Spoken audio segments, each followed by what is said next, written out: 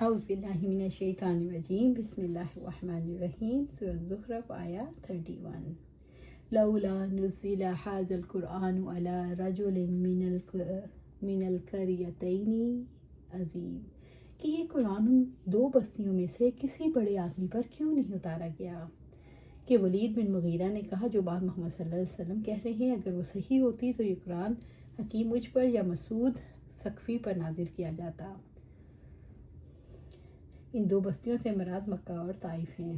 قرآن مجید کے دو بستیوں کے بڑے آدمیوں میں سے کسی پر نازل ہونے کی بات اس لیے انہوں نے اعتراض کیا کہ اعتراض کے پیچھے قوم کی دنیا پرستی تھی اور آسمانی دعوت کی حقیقت کو نہ سمجھنے کا معاملہ، یعنی کہ اگر دنیا میں ان کو بڑا مقام ملا ہے ان دو بستیوں کو تو انہی کے بڑے سرداروں کو بھی یہ مقام ملنا چاہیے۔ دعوت اسلامی خدا پرستی کی دعوت ہے، دعوت اسلامی آخرت کے لیے جینے کی دعوت ہے۔ قرآن مجید کی حقیقت کو نہ سمجھنے والے اس نزول کے بارے میں یہ خواہش رکھتے تھے کہ قرآن مجید کسی صاحب اقتدار اور صاحب مال پر نازل ہوتا تو یہ دعوت قبول کی جا سکتی تھی۔ سورۃ زخرف آیا 32 اہم یقسمون رحمت ربک، کیا یہ لوگ آپ کے رب کی رحمت کو تقسیم کرتے ہیں؟ اللہ رب العزت نے مشرکوں کے اعتراض کا جواب دیا کہ یہ بتاؤ تم اللہ کی رحمت کے مالک ہو، اس پر اختیار رکھتے ہو کہ اب وہ اسے تقسیم کر دیں، جس کو چاہیں نبوت اور رسالت عطا کر دیں اور جس کو چاہے محروم کریں۔ یہ سوال انکار کے لیے کیا گیا کہ یہ رحمت کو تقسیم کرنے والے نہیں کہ نبوت کے بارے میں خود فیصلے کریں۔ رب العلیم جو ہر چیز کا علم رکھتا ہے وہ انسانوں کو خوب اچھی طرح جانتا ہے اور پہچانتا ہے اور بہتر فیصلہ کر سکتا ہے کہ کس کو یہ نعمت عطا کرنی ہے۔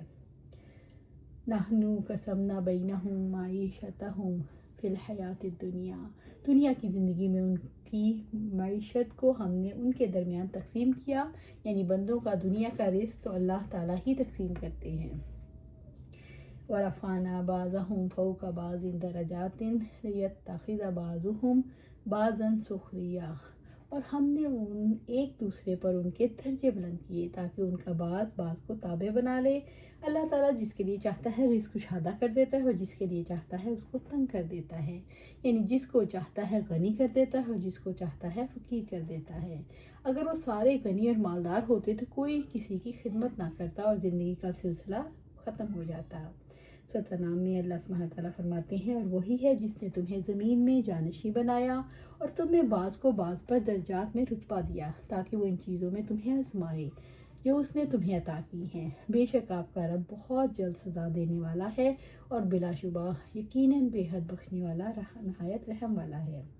ابن مسعود رضی اللہ تعالیٰ نے کہا کہ میں نے آپ صلی اللہ علیہ وسلم سے سنا، آپ نے فرمایا بے شک اللہ تعالیٰ نے تمہارے درمیان اخلاق کو بھی تقسیم کیا ہے جیسے تمہارے درمیان رزق کو تقسیم کیا ہے۔ بے شک اللہ تعالیٰ دنیا تو اسے بھی دیتا ہے جس سے وہ محبت کرتا ہے اور اسے بھی دیتا ہے جس سے وہ محبت نہیں کرتا، اور دین وہ اس کے سوا کسی کو نہیں دیتا جس سے وہ محبت کرتا ہے۔ جس کو دین عطا کرتا ہے یقیناً وہ اس سے محبت کرتا ہے۔ اللہ سبحانہ تعالیٰ ہمیں بھی اس میں شامل کر دے جس کو آپ نے دین کی سمجھ عطا فرمائی ہے۔ دنیا میں مادی برتری کسی کے درست ہونے کی دلیل نہیں۔ اللہ تعالیٰ کے نظام نے دنیا اور اس کے مال و دولت کی قیمت نہیں۔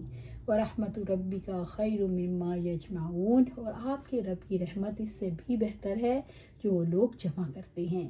یعنی نبوت تو مقدس ترین نعمت ہے جو سب سے مقدس انسان کو دی جاتی ہے، جس کا نفس، جس کا قلب، جس کی روح پاک اور صاف ہو، جو پاکیزہ گھرانے اور پاکیزہ اصل والا ہو۔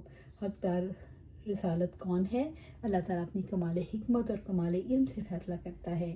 ان کی جمع کی ہوئی دولت سے اللہ تعالیٰ کی رحمت بہت بہتر ہے۔ اگر کوئی دنیا میں عزت و جاہ و جلال چاہتا ہے تو اللہ تعالیٰ کے نزدیک اس کی حیثیت نہیں۔ اگر کسی کے پاس اللہ کی رحمت ہے تو اس کے پاس سب کچھ ہے۔ اللہ عالم حیث یجعل رسالتہ، اللہ خوب جانتا ہے جہاں وہ اپنی رسالت رکھتا ہے۔ سورۃ الانعام آیا 124۔ رحمت سے مراد سب سے بڑی نعمت نبوت ہے۔ اللہ تعالیٰ نے دنیا کی زندگی میں لوگوں کے درمیان فرق رکھا۔ یہ فرق عقل و فہم بھی ہے، مال میں بھی ہے، جاہ و نسب میں بھی ہے۔ اس فرق کا مقصد ہے کہ عقل اور فہم والا اپنے سے کم شعور رکھنے والے سے، زیادہ مال والا کم مال والوں سے، جاہ و منصب والا اپنے کم منصب والوں سے کام لے۔ اللہ تعالیٰ اپنی حکمت کے تحت اس فرق کی وجہ سے کائنات کا نظام حسن خوبی سے چلاتا ہے۔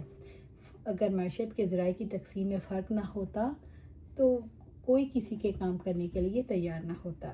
اس کی وجہ سے کم اور حقیر سمجھنے والے کا کام کوئی نہ کرتا۔ اللہ تعالیٰ نے فرق اور تفاوت کے اندر انسانی احتیاج کو رکھ دیا، جس کی وجہ سے انسان دوسرے انسان کا محتاج ہے اور کوئی ایک دوسرے کی مدد کیے بغیر کام نہیں ہو سکتا۔ اس وجہ سے دنیا کا نظام قائم ہونے کے لیے ایک دوسرے پر ہم ڈیپینڈ کرتے ہیں۔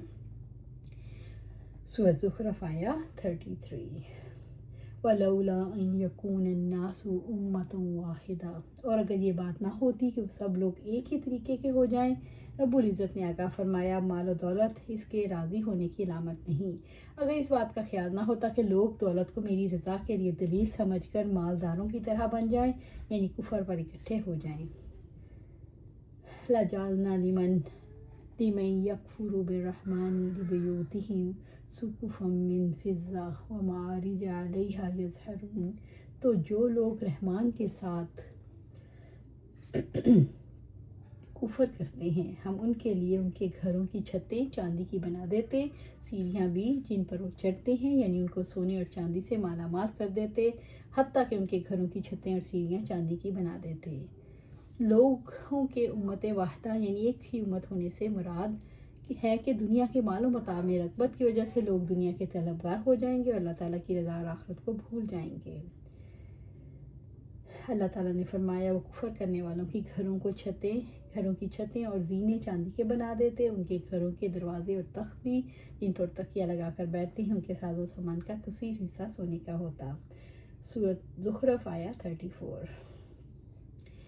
وَلِبُيُوتِهِمْ أَبْوَابًا وَسُرُرًا عَلَيْهَا يَتَّكِئُونَ، اور ان کے گھروں کے دروازے اور تخت جن پر تکیہ لگاتے ہیں، یعنی اللہ تعالیٰ کے لیے سونے اور چاندی کی حیثیت کے برابر بھی نہیں۔ ان کے گھروں کی تمام دروازے اور تخت سونے اور چاندی کے بنا دیتے، لیکن اللہ کے سامنے دنیا کی کوئی قیمت نہیں۔ اللہ تعالیٰ نے واضح کیا کہ اللہ تعالیٰ کی نظر میں یہ سونا چاندی اتنے حقیر ہے، اگر تمام لوگوں کے دنیا کے طلبگار ہونے کا خطرہ نہ ہوتا تو ان کے گھروں کے دروازے، بیٹھنے والے تخت سونے چاندی کے بنا دیتے۔ یہ دنیا اتنی بے وقت ہے کہ کافروں کو خوب دولت دی جاتی، لیکن اس میں خطرہ یہی تھا لوگ دنیا کے پرستار بن جائیں گے۔ اگر دنیا کی اللہ تعالیٰ کے ہاں اتنی حیثیت ہوتی کہ جتنی مچھر کے ایک پر کی ہے، تو اللہ تعالیٰ کافر کو ایک گھونٹ پانی بھی نہ دیتا۔ یہ ترمذی اور ابن ماجہ میں ہے۔ سورۃ زخرف آیا 35۔ وَالزُّخْرُفَ، اور سونے کے بھی، سونا یعنی مختلف انواع کی خوبصورتی کے ذریعے سے ان کی دنیا کو راستہ کر دیتا، انہیں وہ سب کچھ عطا کر دیتا جو وہ چاہتے، مگر بندوں پر اللہ تعالیٰ کی بے پایاں رحمت نے ایسا کرنے سے روک دیا کہ کہیں وہ دنیا کی محبت کے باعث کفر اور معاصی میں ایک دوسرے پر سبقت نہ کرنے لگے۔ وَإِن كُلُّ ذَلِكَ لَمَّا مَتَاعُ الْحَيَاةِ الدُّنْيَا، اور یہ سب کچھ نہیں مگر دنیا کی زندگی کا سامان، یعنی یہ دنیا کا سامان ہے اور دنیا رب العزت کے نزدیک حقیر اور ناپائیدار ہے۔ آپ صلی اللہ علیہ وسلم نے فرمایا دنیا کی مثال آخرت کے سامنے ایسی ہے جیسا کہ تم میں سے کوئی اپنی انگلی سمندر میں ڈبوئے اور پھر دیکھے کہ اس کی انگلی سمندر کا کتنا پانی اپنے ساتھ لائی۔ ابو ہریرہ رضی اللہ عنہ سے روایت ہے کہ آپ صلی اللہ علیہ وسلم نے فرمایا بے شک دنیا ملعون ہے، جو کچھ اس میں ہے مگر اللہ تعالیٰ کا ذکر اور اس کی مدد کرے اور عالم یا شاگرد عالم کا۔ آپ صلی اللہ علیہ وسلم نے فرمایا دنیا مومن کے لیے قید خانہ اور کافر کے لیے جنت ہے۔ والآخرات عند ربک للمتقین، اور آپ کے رب کے نزدیک آخرت متقی لوگوں کے لیے، یعنی جنت اس کے لیے جو اللہ تعالیٰ سے ثواب کی امید رکھ کر اس کی اطاعت کرے، اس کے عذاب کے خوف سے، اس کے نواہی سے رک جائے۔ رسول اللہ صلی اللہ علیہ وسلم نے فرمایا تم سونے اور چاندی کے برتنوں میں نہ پیو، ان کی پلیٹوں میں نہ کھاؤ، کیونکہ یہ کافروں کے لیے دنیا میں ہے اور ہمارے لیے آخرت میں۔ اللہ سبحانہ تعالیٰ سے دعا ہے ہمیں قرآن و سنت پر عمل کرنے کی توفیق دے، اس پہ جما دے اور جنت الفردوس کے اعلیٰ مقام پر ہمیں اپنے پاس گھر عطا فرمائے۔ آمین یا رب العالمین۔